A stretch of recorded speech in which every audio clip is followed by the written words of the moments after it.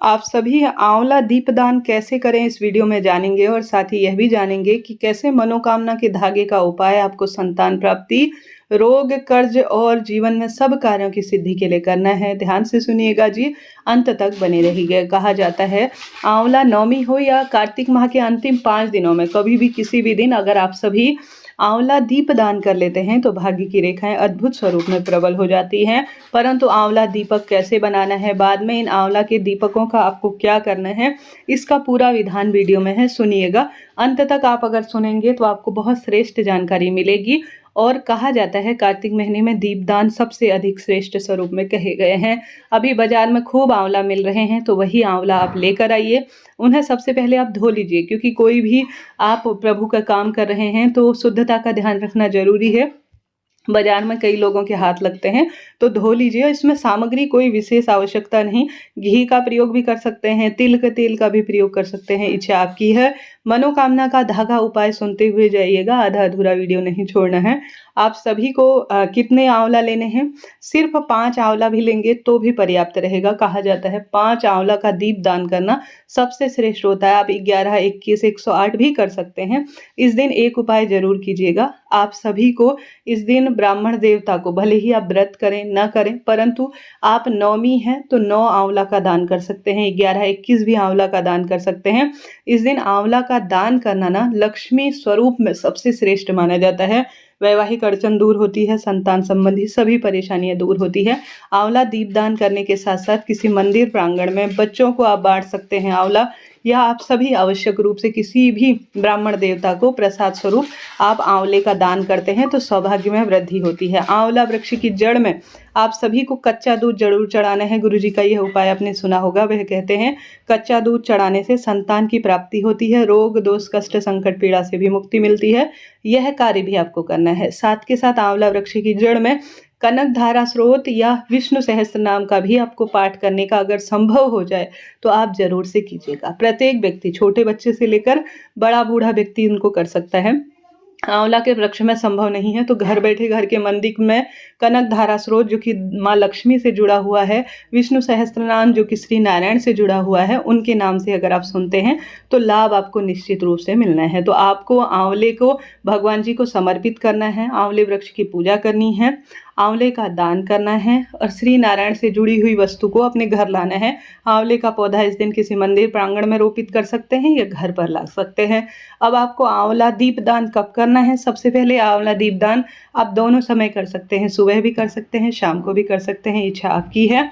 आंवला लेकर आइए, उन्हें धोइए और इस तरह से आप इनमें कट लगा लीजिए। आप चाकू, छुरी या जो है कोई भी कैंची वगैरह हो, परंतु वह साफ़ सुथरी हो, धो लीजिएगा उसे भी। कई बार अनावश्यक बच्चे हाथ लगाते हैं या कई चीज़ों में उसे प्याज लहसुन काटने में भी कई घरों में काम में लिया जाता है, तो शुद्धता का जरूर ध्यान रखिएगा। अब इसमें गोल बत्ती लंबी बत्ती कुछ भी नहीं देखनी है। आपके पास लंबी बत्ती हो तो लंबी ले लीजिए, गोल बत्ती है तो गोल ले लीजिए। आपको 5 इस तरह से सुंदर स्वरूप में, इनमें जो स्वरूप है ऊपर का, उसे थोड़ा थोड़ा सा आपको काट लेना है। कहा जाता है, इस दिन गुरुजी ने यह भी बताया है कि आपको आंवले का जल, जैसे आंवला हो, आंवले का चूर्ण हो, पत्ती हो, कोई भी आंवला आपको किसी भी स्वरूप में प्राप्त हो जाए तो आंवला का जो है आपको जल के लोटे में आंवला डालना है। रात्रि को 9:15 पर भी यह कार्य कर सकते हैं कुंदकेश्वर महादेव का नाम लेकर। और जो व्यक्ति बीमार है, शिवलिंग पर चढ़ा हुआ आंवले का जल कुंदकेश्वर महादेव से नाम से आप लाकर उसे थोड़ा सा आचमन करा देते हैं, अर्थात ग्रहण करा देते हैं उस व्यक्ति को, तो उसके रोग कट जाते हैं। बच्चे बड़े अगर एकाग्रचित्त नहीं है, पढ़ाई में मन नहीं लगाते हैं, तो आप भी आंवले को जो है जल के लोटे में डालकर शिवलिंग पर चढ़ाएं। कभी भी किसी भी समय कुंदकेश्वर महादेव का नाम लेकर उसे ग्रहण कर लीजिएगा, फिर देखिए आपका कैसा सौभाग्य चमकता है। तो यह कार्य आपको करना है। रात्रि को 9:10 में भी कर सकते हैं, पूरे दिन भर में भी कर सकते हैं। रविवार का सुंदर दिन है, कोई दिक्कत की बात नहीं है। आप सभी साथ के साथ यह भी कार्य करें कि घर के मंदिर में करते हैं तो शुभ है, नहीं तो महादेव के मंदिर में कर सकते हैं। आप देख पा रहे होंगे स्क्रीन पर मैंने आंवला काट लिए हैं। एक प्लेट ले ली है जिस पे मैं आंवले का दीपदान करूंगी। उसमें स्वास्तिक आप बना सकते हैं, अक्षत रख सकते हैं, तिल रख सकते हैं, इच्छा आपकी नहीं, पुष्प रख सकते हैं, क्योंकि यह सुंदर आप दीपदान करने जा रहे हैं तो इसके बहुत श्रेष्ठ फल मिलते हैं। तो इस तरह से आप स्वास्तिक बना लीजिए, नहीं तो कोई दिक्कत नहीं। किसी भी पूजा की थाली में इस तरह से 5 आंवला रख सकते हैं। इनमें आप सभी घी या तिल के तेल का दीपक रख लीजिए। लीजिए। निरंतर ओम नमो भगवते वासुदेवाय महामंत्र का जाप करें, पर इस बात का ध्यान रखें जहाँ से यह आंवले उगते हैं वहाँ से आपको काटने हैं, ताकि यह कहीं भी लुढ़के नहीं, बड़े आराम से यह बैठ जाते हैं अगर सही विधि से इन्हें काटा जाए। चाहे तो किसी दीपक के अंदर भी इन्हें रख सकते हैं, इच्छा शक्ति सामर्थ्य आपकी है। किसी दीपक के अंदर आंवला भी रखे जा सकते हैं, यह अपनी इच्छा शक्ति है, नहीं तो इस तरह से भी आप कर सकते हैं। अब इन्हें ले जाकर अपने घर के मंदिर में प्रज्वलित करें।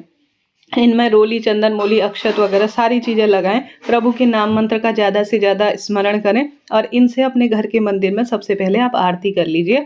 आरती करने के बाद पहला आपको आंवले का दीपक अपने घर के मंदिर में रखना है, दूसरा अपने घर की रसोई में रखना है, तीसरा आंवला वृक्ष की जड़ में रख कर आना है, चौथा अपने घर पर विराजमान तुलसी में रखना है, पांचवा घर के दरवाजे पर आप रख लीजिएगा। इस तरह से 5 दीपकों का दान कर सकते हैं। चाहे तो इसके अलावा श्री नारायण के मंदिर में रख सकते हैं, महादेव के मंदिर में रख सकते हैं, बेलपत्र, आंवला, शमी, बहते हुए पानी, इन स्थानों में भी आंवला दीपदान किया जा सकता है। ठीक है, यह हो गई आंवला दीपदान की प्रक्रिया। अब आंवले का बाद में क्या करना है, तो आंवले को आप बाद में जो है विशेष तौर पर इसे आप अगर प्रयोग में ले सकते हैं, प्रसाद स्वरूप ग्रहण कर सकते हैं तो कर लीजिए, नहीं तो बाद में इसे विसर्जित आप कर सकते हैं। अब जानते हैं मनोकामना धागे का उपाय कैसे करना है। आप सभी को जब आप आंवला वृक्ष का पूजन करेंगे तो आप सभी को विधि विधान से पूजन करने के पश्चात आंवला वृक्ष की एक डाली में, कोई भी आंवला वृक्ष की डाली हो, उसमें आपको जितना भी धागा चाहिए, जितना भी धागे की आपको आवश्यकता है, 9वीं तिथि पर आंवले के वृक्ष में आपको धागा बांधकर छोड़कर आ जाना है। और दूसरे दिन अर्थात 10वीं को आप सभी को जाना है और उस आंवले के वृक्ष में जो रात्रि भर और दिन भर में आपने छोड़ रखा है, उस आंवले की जो डाल में आपने एक जो धागा रखा है अपनी मनोकामना कहते हुए, रोग, कर्ज, संतान प्राप्ति, मनचाहा विवाह या जो भी आपके बात है वह सब कहते हुए आप सभी को क्या करना है कि इस धागे को 9वीं तिथि पर बांधना है, 10वीं तिथि पर आपको उठा लाना है।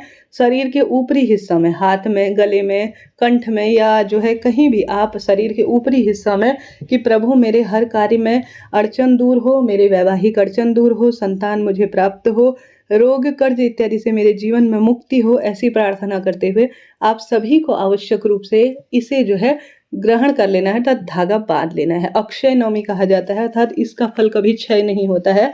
तो आप सभी को ज़्यादा से ज़्यादा प्रयत्न करना है कि यह अक्षय नवमी पर आपको आंवले के पेड़ में धागा बांधना है। प्रतियोगी परीक्षा की उन्नति में, रोग, कर्ज मुक्ति में, वैवाहिक अड़चन को दूर करने के लिए और हर कार्य की सिद्धि के लिए यह धागा बहुत श्रेष्ठ माना जाता है। लाल ही धागा लीजिएगा, इस बात का आप ध्यान रखिएगा। तो आप सभी को यह कार्य करने हैं और इस तरह से आंवला दीपदान की प्रक्रिया करनी है। मैंने सभी उपाय आपको बता दिए, कोई भी उपाय मैंने करीब करीब छोड़ा नहीं है। आप उन उपायों को देखें, पूजा विधि कैसे की जाती है, रविवार है तो आंवला खाएं या नहीं, पूजा परिक्रमा जल चढ़ाएं या नहीं, आंवला वृक्ष की खीर का उपाय कैसे किया जाता है, इसका वीडियो पहले ही मैंने प्रसारित कर दिया है, आप उस वीडियो को देखिएगा। कहा जाता है जो यह आंवला नवमी है, यह साल का सबसे बड़ा अक्षय नवमी के स्वरूप में कहा जाता है।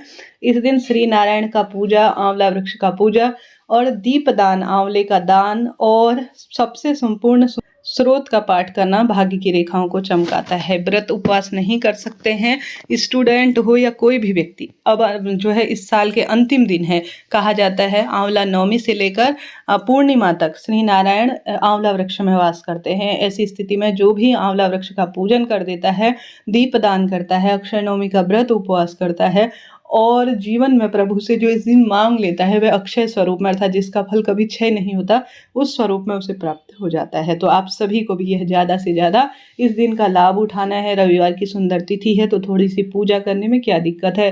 भक्ति के साथ साथ आप जो है भाव और सच्चे मन से कोई कार्य करेंगे तो आपको निश्चित रूप से वह संपूर्ण कार्य में सिद्धता के रूप में आपको फल मिलना आरंभ हो जाएगा। इस तरह से जानकारी थी। वीडियो चैनल उपयोगी रहते हैं तो लाइक करें, शेयर करें, सब्सक्राइब करें। हर हर महादेव लिखना ना भूलें।